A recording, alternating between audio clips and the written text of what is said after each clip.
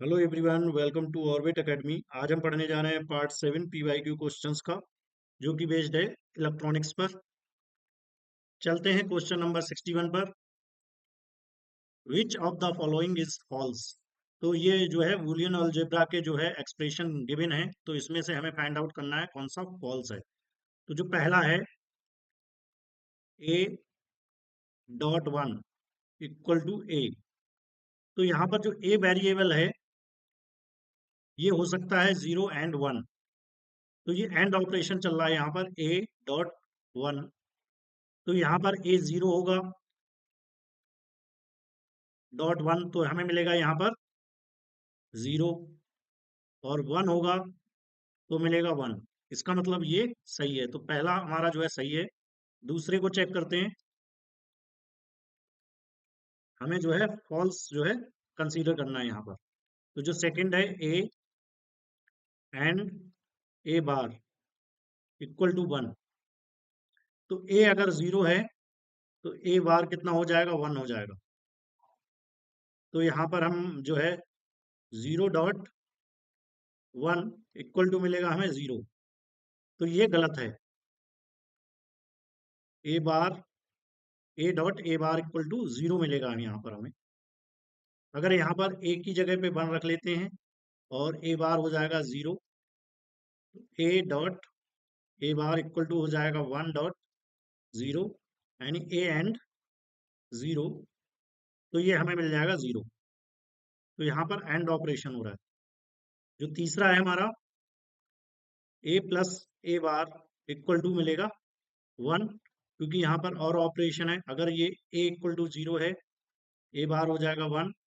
तो यहाँ पे 0+1 1 मिलेगा बूलियन अलजेब्रा में। तो ये करेक्ट हो गया। जो चौथा है हमारा, fourth one is a+1 equal to 1। तो ये अगर यहाँ पर 0 है और जो है 1 भी हो सकता है यहाँ पर। तो अगर 0+1 करेंगे तो यहाँ पर 1 मिलेगा, 1+1 करेंगे तब भी 1 मिलता है यहाँ पर। तो ये भी सही है। तो हमारा जो यहाँ पर फॉल्स होगा बी होगा, तो ऑप्शन बी करेक्ट होगा यहाँ पर। Question number 62। The current through a PN junction is given by. तो यहाँ पर जो हमारा ऑप्शन करेक्ट हो जाएगा डी होगा, I equal to I0 e की पावर EV अपॉन KT-1। इसको यहाँ पर लिख लेते हैं।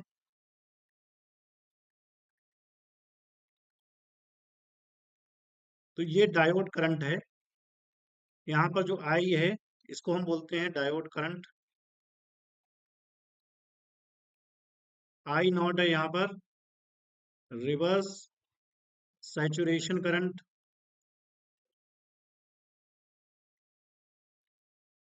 V यहाँ पर है अप्लाइड वोल्टेज।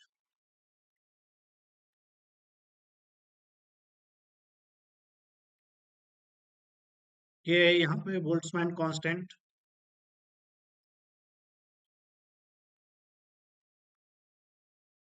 एंड T है हमारा यहाँ पर एब्सोल्यूट टेम्परेचर।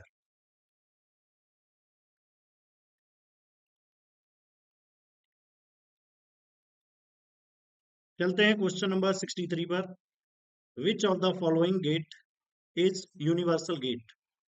तो हमें पता होना चाहिए यूनिवर्सल गेट कौन कौन से होते हैं। दो गेट होते हैं जिनको हम यूनिवर्सल गेट कहते हैं, नॉर गेट। जो सेकंड होता है हमारा नैंड गेट। तो इनको हम यूनिवर्सल गेट बोलते हैं।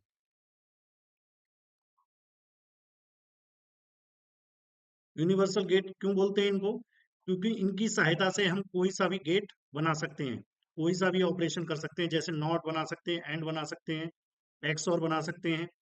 तो इसीलिए इनको हम यूनिवर्सल गेट बोलते हैं। तो यहाँ पर हमें यूनिवर्सल गेट फाइंड आउट करना है, तो हमारा ऑप्शन बी करेक्ट हो जाएगा, नॉर गेट होगा universal gate. Question number 64। Sweep voltage used in CRO is type of square wave, rectangular wave, sawtooth wave and sine wave. तो हमारे यहाँ पर ऑप्शन सी करेक्ट होगा। जो स्वीप वोल्टेज होता है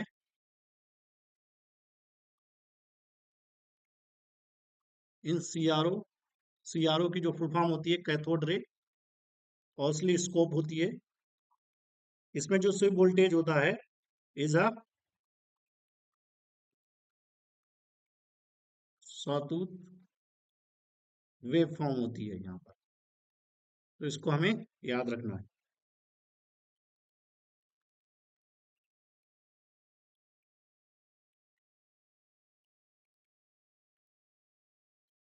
question number 65, LED made using gallium arsenide emits radiation in visual region, ultraviolet region, infrared and microwave region। तो जो बैंड गैप है ये पता होना चाहिए हमें गैलियम आर्सेनाइड का। इसको हम बोलते हैं कंपाउंड सेमीकंडक्टर।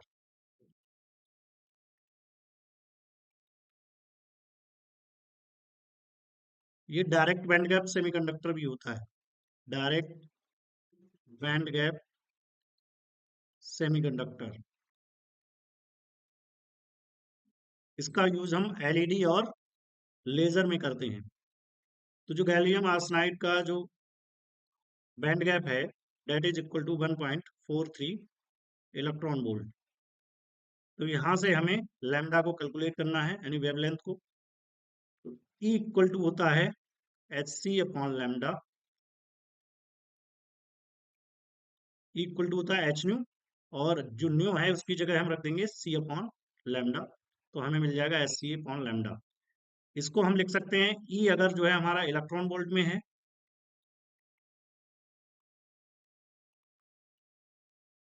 1240, और जो लैम्डा होगा यहाँ पर नैनोमीटर में आएगा। डायरेक्ट डुएन हंट लॉ होता है, इसका यूज करते हैं हम एक्सरे में। तो यहाँ पर लैम्डा नैनोमीटर में निकल के आएगा यहाँ पर 1240 डिवाइडेड बाई ई जी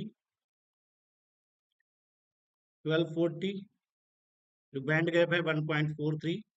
तो जब हम इसको डिवाइड करेंगे तो यहाँ पर मिल जाएगा हमें 867.1 nanometre something.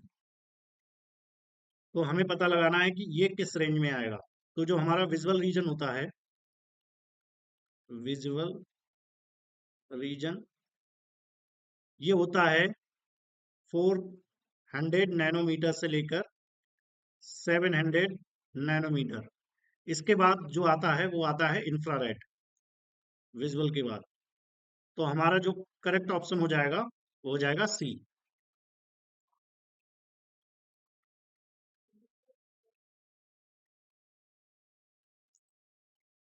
Question number 66, which of the following cannot be consequence of negative feedback in amplifier? Increase in bandwidth, increase in input impedance, increase in fidelity, increase in noise। तो ये जो ऑप्शन डी है ये correct होगा। ये जो है consequence नहीं होता है नेगेटिव फीडबैक का। ड्यू टू नेगेटिव फीडबैक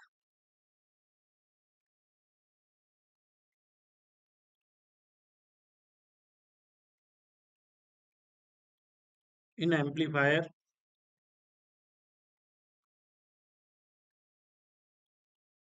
पहला क्या होता है, ये गेन को डिक्रीज कर देता है, डिक्रीज गेन। दूसरा increases increase bandwidth.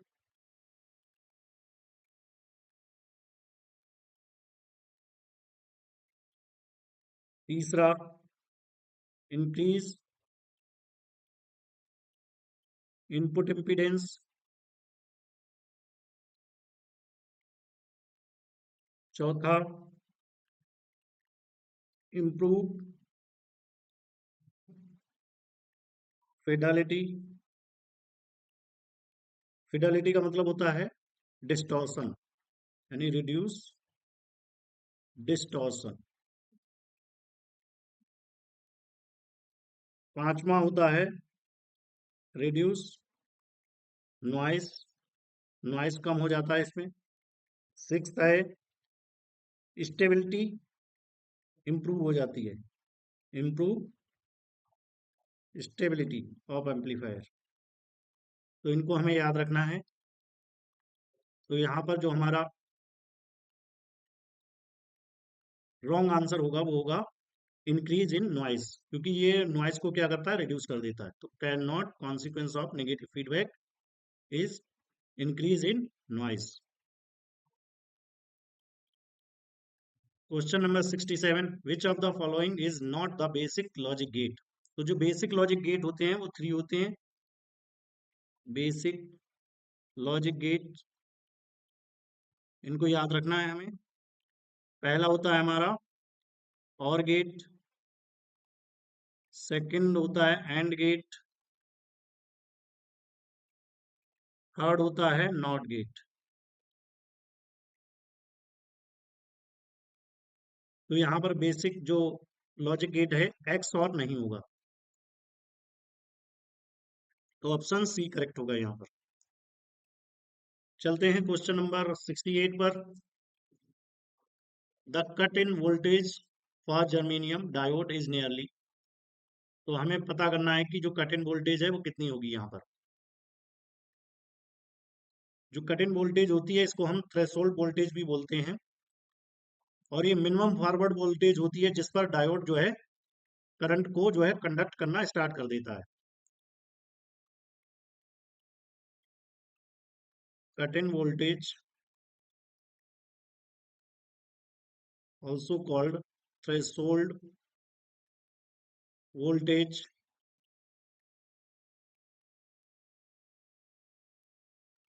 is the minimum forward voltage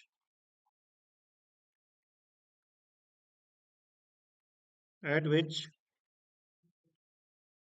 a diode start conducting current। तो जो जर्मेनियम डायोड होता है इसके लिए जो कट इन वोल्टेज होती है 0.3 वोल्ट होती है, और सिलिकॉन के लिए जो कट इन वोल्टेज होती है 0.7 वोल्ट होती है। तो यहाँ पर जो हमारा ऑप्शन बी करेक्ट होगा 0.3 वोल्ट। चलते हैं क्वेश्चन नंबर 69 पर। The output of NAND gate is zero only if. तो नैंड गेट का जो आउटपुट है जीरो होगा कब होगा। तो सबसे पहले इसकी ट्रुथ टेबल हमें पता होनी चाहिए ऑफ नैंड गेट। तो जो नैंड गेट का सिंबल होता है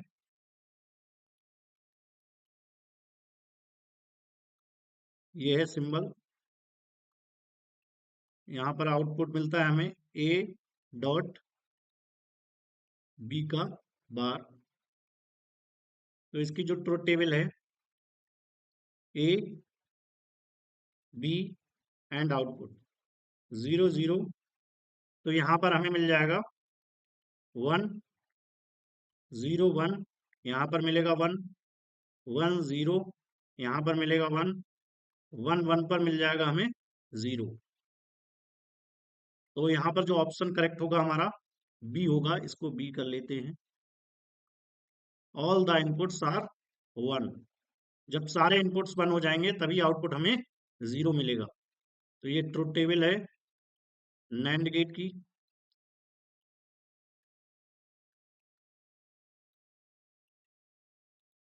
ये दोनों इनपुट होते हैं और ये होता है आउटपुट।